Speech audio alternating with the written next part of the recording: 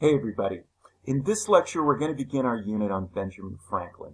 I'm going to talk about why we're going to read this book in an American character class, why other generations of Americans have returned to Franklin's autobiography, read it again and again and again.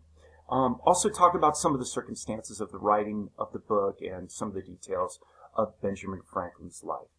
I'm doing this so we can better understand the book and how we can approach it in this class to get the most out of it. All right, so let's get into this. Why are we reading Franklin's autobiography? Benjamin Franklin has sometimes been called the first American, and that's not a chronological thing. It has to do with the fact that generation after generation of later Americans have looked back to the life of Benjamin Franklin and recognized something familiar about Benjamin Franklin, more so than any of the founding fathers. There's something that seems to resonate about Franklin's life with later generations of Americans. He just seems sort of like us. By the way, I'm not saying you're going to have to recognize your life in Franklin. I'm saying this has been a sort of general perception of Franklin, that his life somehow fits in with a lot of Americans' lives. So in this image here, we see a pandemic era image of Benjamin Franklin with a face mask on or something like that. People have used Franklin in the contemporary more than any of the other founding fathers. And we're going to talk about that, why that is. There's always been something, I say here in the PowerPoint, plastic about Benjamin Franklin. His life, he was malleable. He would change. He would adapt. And because of his almost shape-shifting nature, and we'll talk about that as we get into the autobiography, it's allowed people to see what they want into Benjamin Franklin. Benjamin Franklin has always been sort of a Rorschach test. That's the ink blot test that psychologists use. We see into Benjamin Franklin, like that ink blot, what we want to see in him. So some people look at the life of Benjamin Franklin and they see a radical, a revolutionary who went against the grain. Other people look at the life of Benjamin Franklin and see a conservative businessman who was moderate and temperate and unwilling to go against the rules. In certain ways, both of those are very reasonable interpretations. Contradictory interpretations, but nonetheless reasonable interpretations of the life of Benjamin Franklin. And so people have always sort of seen into Franklin what they want to see. And that's not a coincidence. We'll talk about this a lot as we get into the autobiography. But this idea of Franklin as the first American is an interesting place to start with our class on American character. It's a traditional place to start. And so that's why we're looking at Franklin. Why have other generations of Americans read the autobiography? Well, if you looked at a list of books Americans have read over the years, Franklin's autobiography would be very high on that list. Number one on that list would be the Bible. No other book even close to that in terms of books Americans have read. But, once you cut past the Bible, Franklin's autobiography would be really high on that list. Americans have found Franklin's life story interesting, entertaining, and packed with advice. Right? And we're going to talk about the nature of Franklin's autobiography as almost as a kind of advice manual. A self-help book I will talk about. Franklin's life story, his autobiography, actually fits into a very popular genre of American storytelling. And that's the That's the success story, or the story of the self-made man. Franklin's story is the story of somebody who was born into modest means and goes on to achieve great success. The success story is something that Americans never tire of. And that's because America is supposed to be the land where people of modest means can go on and achieve great things. That is supposed to be the promise of America. A place where you can go, or a place where you can be born into and rise from poverty to great wealth. From anonymous to famous. That's supposed to be the promise of America. And you can look at Franklin's autobiography as in many ways the beginning of this American genre of storytelling. The story of the self-made man. It's not just the success story. It's the story of success that comes from the self, from doing it on your own.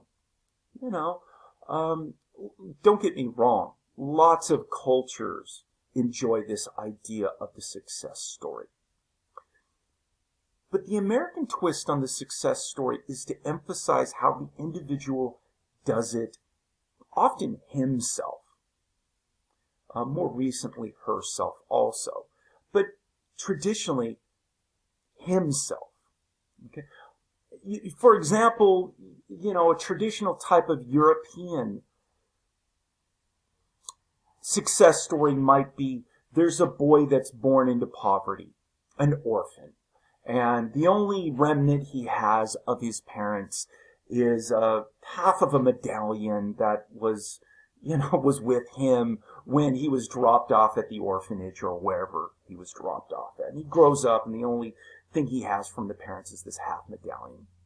Well, the orphan boy falls in love with the princess at some point, and she is attracted to him, but they cannot be together because she is royalty and he is a commoner, and it can't work. But nonetheless, they start this relationship, and they want to be together. And then one day, a distant king comes to visit the king in his realm, the father of the princess he is in love with. And by amazing circumstances, he saves the life of the distant king that comes about, and the king notices that the orphan boy has half of this medallion, which he, the king, also just happens to have the other half of this medallion. See, because the distant king's son was stolen from him and taken away, and it turns out that this boy is actually royalty. He is the son, he is a prince, he is the son of the distant king. And now, the once upon a time orphan boy, who is now a prince, can marry the princess, and everybody lives happily ever after. That's a great story. It's been told in various forms before, but that's not really an American story. Because, let's face it, it's just kind of dumbass luck that the orphan boy gets to become a prince and eventually a king and marry the princess. It wasn't really much of his own doing. The Americans like that success story, but like it in the form where the person does it on their own, through hard work, through discipline, through grit. Not by miraculously being royalty, but rather just hard work and discipline. Things that you and I could do. Right? We can see this love of the success story taken in very unusual places, surprising places.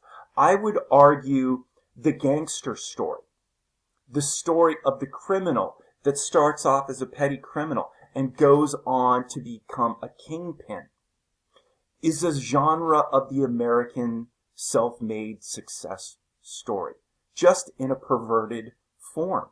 But nonetheless, Americans, we love that stuff. We love the gangster story.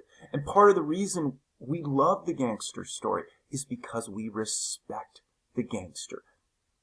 Yes, he's a criminal. Yes, he's a murderer. Yes, he uses violence and intimidation to rise up to success. But on some level, Americans respect that. Why? Because he did it on his own. By the way, I'm saying in story form. I'm not saying we actually like gangsters. In real life, we want gangsters locked up. We want them thrown into jail. If we hear about it in the news, some murdering gangster doing something, we're like, throw that person in jail. But put it in the form of fiction, in a book, in a movie, right? A movie like The Godfather, or a movie like Scarface, a TV show like The Sopranos. We like following the life of this low-level gangster who goes on to rise and become a kingpin, because it's the success story. He did it himself. We kind of respect that in story form, right?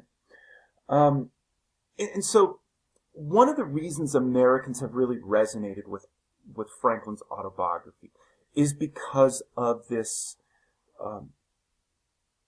way in which it fits into a genre of success story. In fact, it's one of the founding texts in the American tradition of self-made man storytelling. Pull yourself up by the bootstraps. Okay. Another thing people have turned to Franklin's autobiography to read is as an advice manual, a self-help book. Franklin's story is filled with practical advice. We'll talk about why he does that. Franklin does this very intentionally for the reader. He tells you the value of hard work, of savings, of discipline, and how these things can lead to wealth, success, and fame. Right? And so people have turned to Franklin's autobiography generation after generation as an advice manual, as a self-help book. Okay. Let's start talking about how Franklin wrote the autobiography, because the circumstances of the writing is really interesting. One of the things to talk about is how unusual autobiographies were in the 18th century.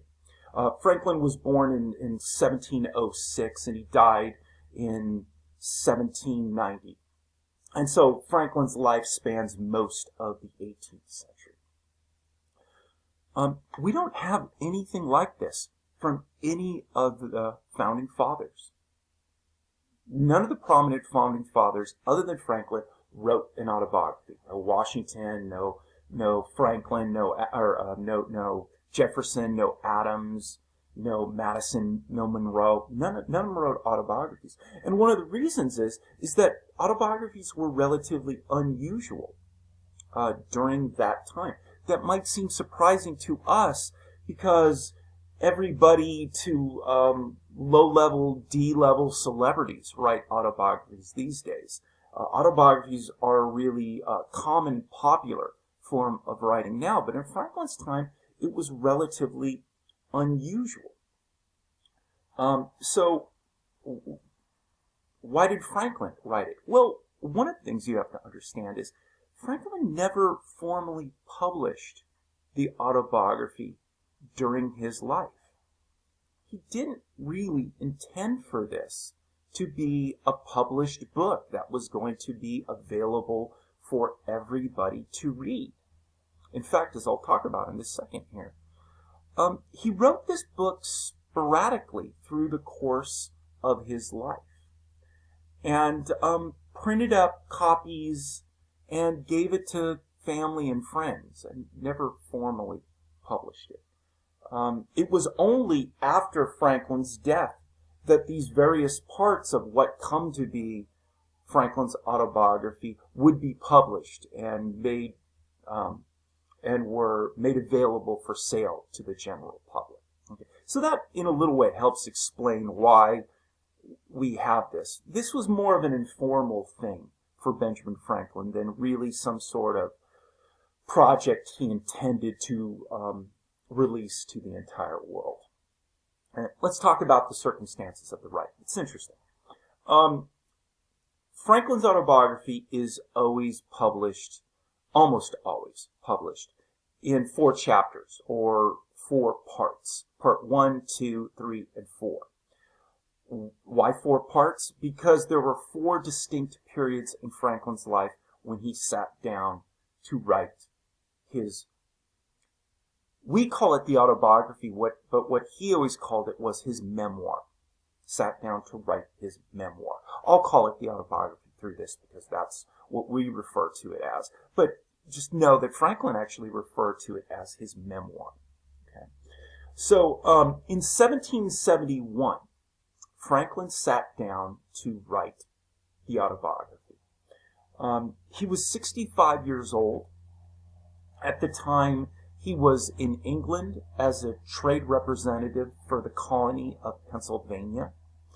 It was before the American Revolution, although events leading to the American Revolution were already happening by 1771. For example, the Boston Massacre that we always learn about in American history, that was going to be one of these factors that was going to lead to the American Revolution.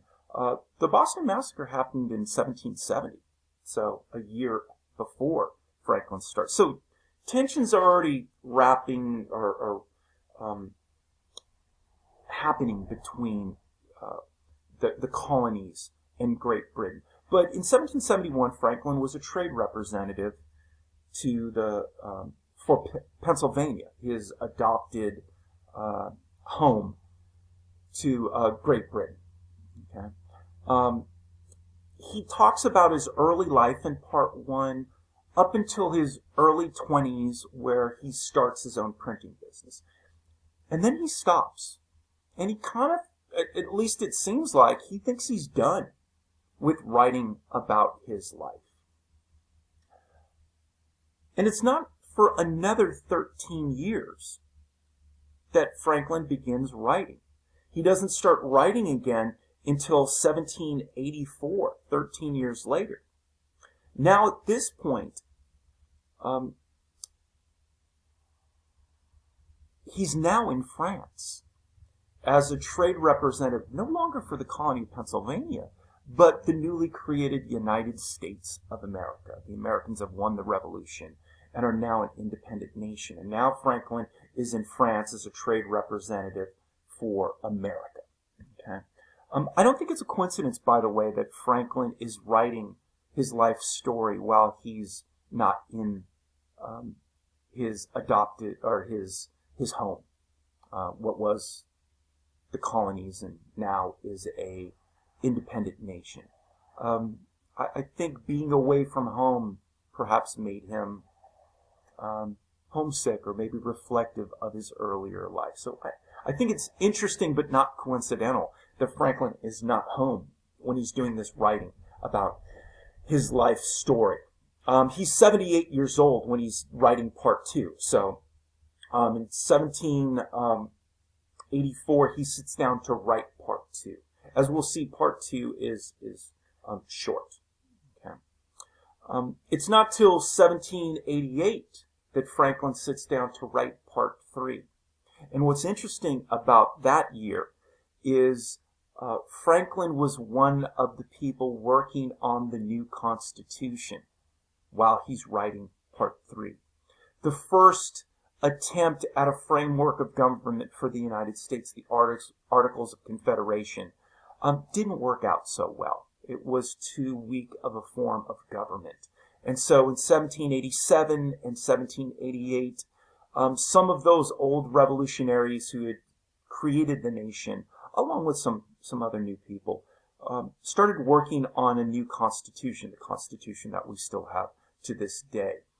And I always find it interesting when I'm reading part 3 that I sometimes even get a little distracted, because I think while I'm reading part 3 of the autobiography, I think, wow, at the same time he was writing this and thinking about writing this, At other times of the day, he was working on the Constitution and thinking about the Constitution while he was doing that. Part 4, the last chapter of the book, Franklin wrote in 1790 while he was dying, and he knew he was dying. He was writing part 4 on his deathbed, trying to finish up as much as he could. And so that's why the autobiography is broken into 4 parts. It doesn't appear there was ever really any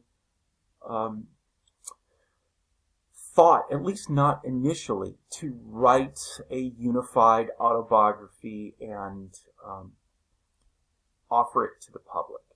The public would get copies, as we'll talk about later on. Franklin, after writing part 1, later on would be surprised how many other people made up copies of part 1. And so it turned out more people were reading the book, or at least printed up copies of it, than he imagined. He was, we'll talk about that. He was very surprised. All right. Okay.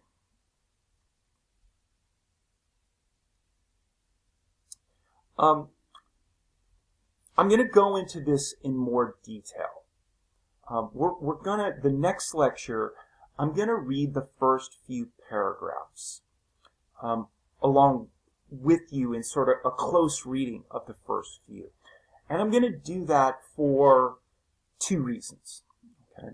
One reason is there's a bunch of interesting stuff in the first few paragraphs. And that's because it's in the first few paragraphs that Franklin justifies writing about his life story. He explains to the reader, and he has various reasons why he's doing it. And some of them are interesting from our perspective in trying to better understand American character. There's some insight there. I also go through the first few paragraphs just to kind of help you better equip yourself to read autobiographies. In this class, everything we're going to read is an autobiography. And there's a certain way to approach an autobiography if you're trying to learn about American history or learn about contemporary American society from autobiographies. So I'm going to kind of walk you through that and how to be a bit of an active reader and try and pull information out of this. Okay. And so I'll just give you a little overview right now in terms of what we're going to be talking about there. And so the first justification he gives is that he is going to his son. He's going to his first justification for writing the autobiography is he's going to write it for one of his sons.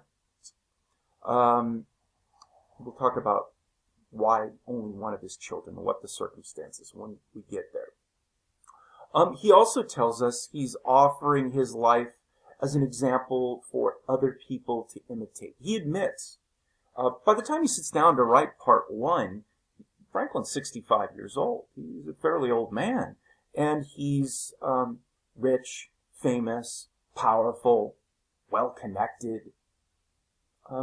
Things have worked out well for Benjamin Franklin in his life. And he acknowledges that. And he says, look, for anybody reading this book, hey, things have worked out pretty well for me. Maybe if you find yourself in similar circumstances, you might want to copy some of the things I've done since things have worked out so well for me.